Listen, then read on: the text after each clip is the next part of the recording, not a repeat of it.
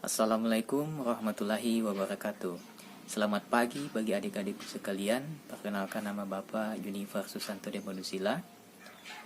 Sebelum kita melakukan pembelajaran pada pagi hari ini, sebagaimana umat yang beragama, marilah kita panjatkan pujian dan puji syukur kita kehadirat Allah Subhanahu wa taala, Tuhan yang Maha Esa, yang telah memberikan kita kesempatan, kesehatan, kekuatan sehingga kita masih bisa dapat beraktivitas pada pagi hari ini sebagaimana kewajiban kita, yaitu melakukan belajar dan pembelajaran di sekolah.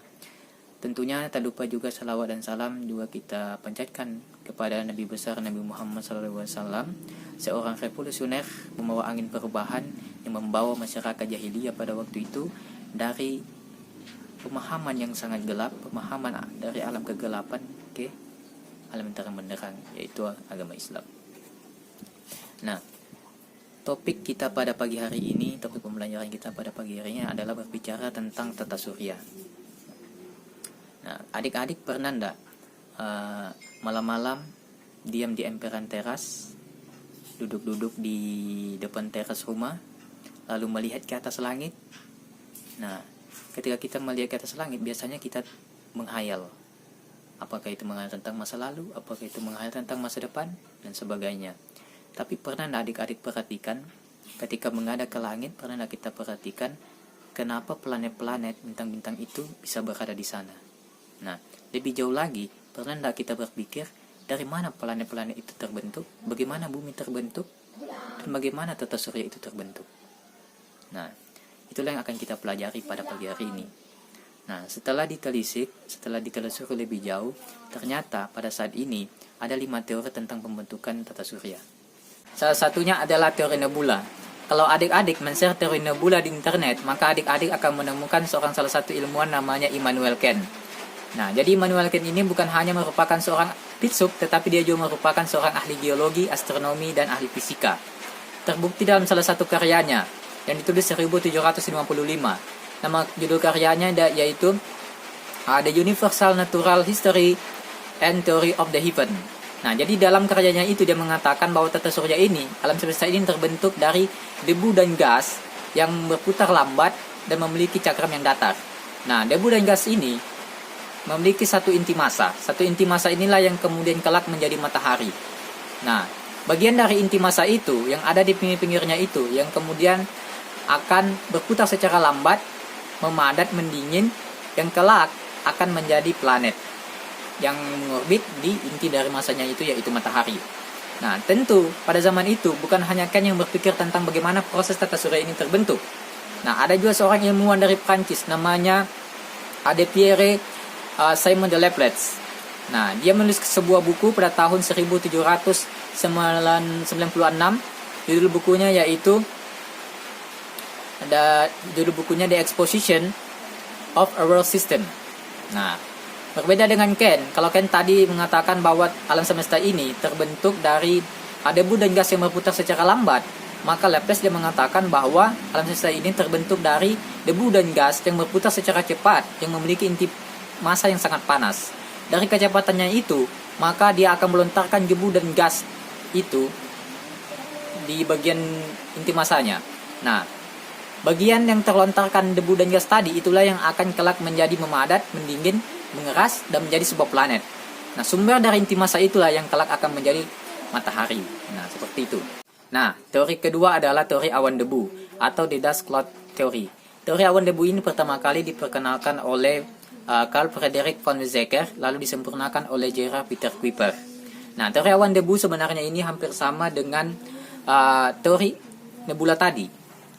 Pada awalnya adalah debu dan gas yang berputar sangat cepat membentuk sebuah cakram mula gas yang kemudian berpentalan menjadi sebuah planet.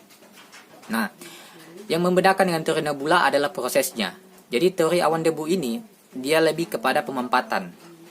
Jadi ada proses pemempatan di situ. Bayangkan awan yang ada di atas kita ini, mengalami pemempatan. Lalu partikel-partikel debu tadi akan tertarik ke dalamnya, lalu membentuk sebuah bola gas yang padat dan berpijar, lalu berputar sangat cepat membentuk sebuah cakram. Bola inti padat yang berpijar tadi itulah yang akan menjadi matahari. Lalu bagian dari inti padat bola yang berpijak yang saling menekan tadi membentuk sebuah inti massa yang tadi, sehingga pada masa waktunya akan berpentalan dan akan terbagi menjadi bagian-bagian kecil. Nah, itulah yang akan menjadi planet. Nah, jadi hampir sama dengan teori nebula tadi, hanya prosesnya yang membedakan. Ya, yaitu teori awan debu ini ada proses pemampatan di situ. Lalu yang ketiga adalah teori planetesimal. Teori planetesimal ini dia agak berbeda dengan teori nebula dan awan debu tadi. Nah, teori planetesimal ini pertama kali dicetuskan oleh Forrest R. Moulton dan Thomas Christian Chamberlain pada tahun 1905. Nah, jadi teori planetesimal ini pada awalnya matahari itu sudah ada. Nah, lalu pada suatu waktu ada sebuah bintang yang segede dengan matahari, yang sama dengan ukurannya dengan matahari, mengorbit di bagian matahari tadi. Tapi bintang tadi itu memiliki gaya gravitasi. Ketika dia melewati matahari, bintang tadi itu karena gaya gravitasinya dia menarik sebagian dari partikel matahari. Nah, sebagian yang dekat dengan matahari, partikel matahari yang dekat dengan matahari tadi kembali kepada matahari, dan partikel yang menjauh tadi itulah yang kelak akan memadat, membentuk sebuah bagian kecil, mengeras, memadat, mendingin, dan membentuk sebuah planet. Nah, lalu yang keempat adalah teori pasang surut. Nah, kalau mendengar pasang surut, jangan dibayangkan pasang surut ini adalah pasang surut yang di laut. Ya, tidak ya. Jadi, teori pasang surut ini sebenarnya hampir sama dengan teori planetesimal tadi. Ya, mungkin terinspirasi dari teori itu, tapi ya itu perlu kita teliti lagi. Nah, jadi dikatakan bahwa matahari itu memang sudah ada. Seperti teori planetesimal tadi, matahari itu sudah ada. Lalu ada bintang yang sebesar dengan matahari lewat. Nah, di sini bedanya. Kalau di teori planetesimal, yang tertarik itu adalah sebagian dari material matahari. Kalau di teori pasang surut ini, yang tertarik adalah gas-gas panas matahari. Nah, ketika bintang besar yang segede matahari itu lewat, gas-gas panas matahari itu tertarik, semacam menempel. Jadi semacam kita itu saling tarik tali rapia. Dia gas matahari ini menempel di gas bintang yang lewat tadi. Nah, kemudian gas itu putus, seperti kita tarik menarik, lalu tali rapia itu putus. Nah, sebagian gas-gas yang ada di dekat matahari itu kembali surut kepada matahari, dia seperti pasang surut. Nah, kembali masuk kepada matahari. Sebagian lagi, itulah yang akan mengambang di luar angkasa, lalu menyatu, mendingin, memadat, dan membentuk sebuah planet-planet. Nah, lalu kenapa dikatakan teori pasang surut? Ya, karena pada saat salah satu bintang itu lewat mengorbit di dekat matahari, gas pada matahari itu mengalami pasang. Nah, ketika terlepas, maka sebagian dari gas matahari itu kembali surut lagi ke dalam matahari. Maka itu dikatakan teori pasang surut. Nah, seperti itu. Yang terakhir adalah teori bintang kembar. Nah, jadi teori bintang kembar ini agak sedikit unik. Ya, dia dicetuskan oleh seorang ilmuwan dari Inggris pada tahun 1956. Namanya adalah Raymond Arthur Littleton. Nah, jadi seperti nama teorinya, jadi pada awalnya itu ada dua bintang kembar.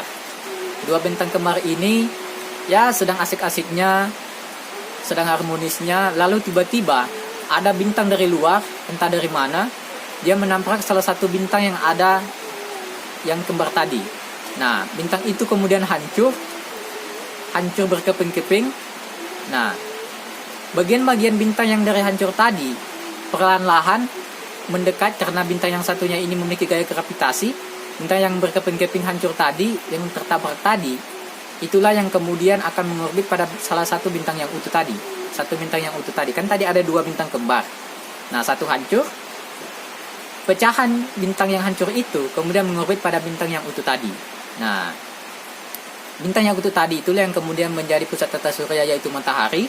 Dan kepingan bintang yang hancur tadi itulah yang akan menjadi planet-planet. Dia akan mengeras, memadat, lalu membentuk sebuah planet. Nah, jadi itulah tadi ada 5 teori pembentukan tata surya. Yang pertama adalah teori nebula, gas, awan, debu. Nah, lalu ada teori awan debu yang hampir sama dengan teori nebula. Lalu ada teori planetesimal, ada sebuah bintang yang mengorbit di bagian matahari lalu menarik partikelnya. Lalu ada teori pasang surut, hampir sama dengan teori planetesimal tadi, hanya saja yang membedakan adalah dia menarik gas-gas panas mataharinya, bukan pada partikelnya. Lalu yang terakhir adalah teori bintang kembar. Ya, jadi itu ada 5 teori yang harus kita pelajari, yang harus kita pahami dalam memahami pembelajaran kita pada pagi hari ini, yaitu tentang pembentukan tata surya. Nah, karena waktulah yang juga membatasi kita, masih banyak yang ingin dikatakan karena waktu membatasi. Jadi mungkin Bapak akhiri saja pembelajaran kita pagi hari ini. Wabillahi taufiq wal hidayah. Assalamualaikum warahmatullahi wabarakatuh.